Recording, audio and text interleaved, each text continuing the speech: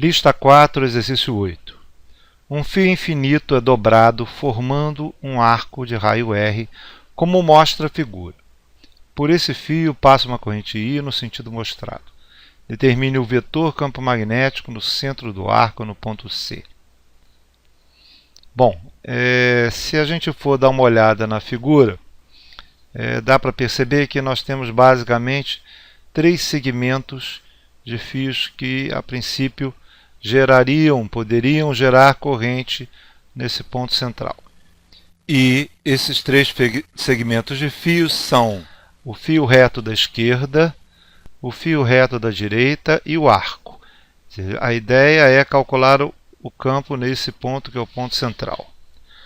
O fio da direita e o fio da esquerda, basicamente, esse é fácil de enxergar, de que cada pedaço dl do fio que passa uma corrente I, o seu movimento ele está na direção do ponto C. Então temos como princípio que qualquer movimento de carga, esse movimento de carga não gera campo magnético na direção do seu movimento. Outra forma de se enxergar isso é por Biot-Savart. Se eu pego a partir do dl até o ponto C, o nosso vetor posição R,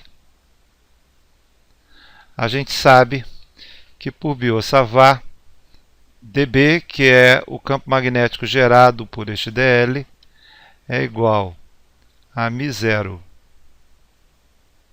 I sobre 4π vezes dl, produto vetorial com o versor R, que é o versor na direção do vetor posição, dividido pela distância, que é o módulo do vetor posição ao quadrado. Bom, mas nesse caso, no fio que eu vou chamar de A, na parte A, e no fio que eu vou chamar de B, em A e B, dl é paralelo a R. Se ele é paralelo a R, o produto vetorial é zero. Então, consequentemente, o nosso campo magnético é igual a zero.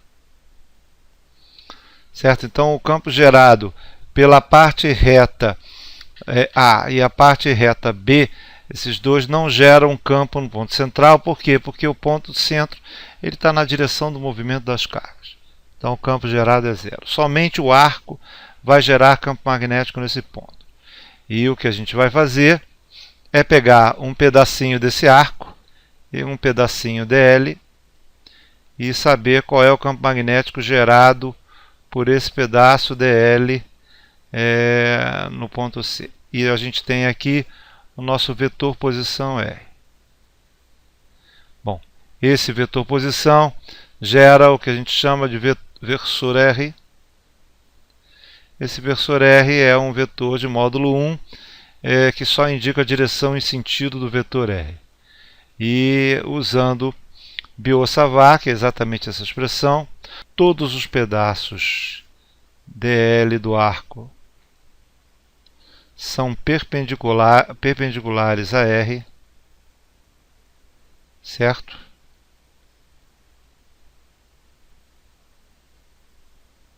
No arco. Então, no arco, como todos os pedaços são perpendiculares, o módulo do campo magnético vai ser simplesmente μ0 I sobre 4π vezes dl dividido por r ao quadrado. Por que dl dividido por r ao quadrado? Porque, como eles são perpendiculares, o produto vetorial é o produto do módulo dos dois. E o módulo do versor é igual a 1. Então, fica só o módulo de dl dividido por r ao quadrado. Esse aqui dá para calcular o módulo do campo magnético.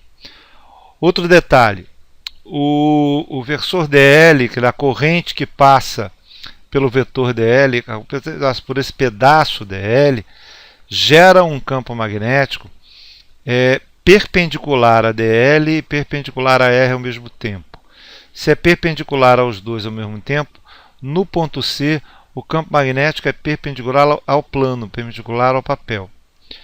E todos os DL geram um campo magnético na mesma direção, ou para fora ou para dentro do papel. Se ele gera o campo na mesma direção, significa que essa soma é uma soma escalar. E outro detalhe, o nosso R é igual ao raio do arco, isso é R. Dessa forma, o nosso campo magnético B fica a soma dos dBs, que é μ0i sobre 4π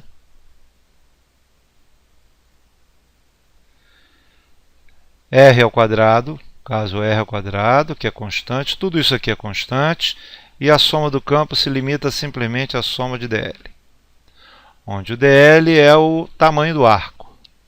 Então, dessa forma, o nosso campo fica μ0i sobre 4π R ao quadrado, vezes o tamanho do arco. O arco é um semicírculo, então o tamanho é πr. O π corta com π, o r corta com r, e a gente tem o nosso campo magnético igual a μ0i sobre 4r. Esse é o campo magnético gerado pelo arco.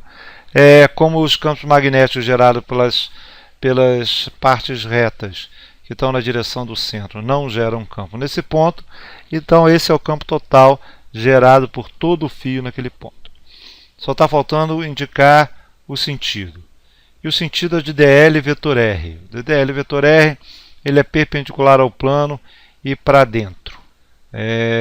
O que a gente pode fazer para poder descrever isso melhor é colocar da esquerda para a direita o eixo X, de cima para baixo o eixo Y e, consequentemente, do perpendicular ao plano do papel, e para dentro o eixo Z. Como o nosso campo magnético gerado está para dentro do papel, né, no sentido de dl vetor R, então como o campo está para dentro do papel, a gente descreve então o nosso vetor campo magnético da forma: o módulo, que é μ0i sobre 4r, e a direção e sentido, que é no sentido do versor K. Certo? Então ele é positivo no setor R de acordo com os eixos que eu coloquei ali. Então esse é o nosso vetor campo magnético, que é perpendicular ao plano do desenho e para dentro. É isso.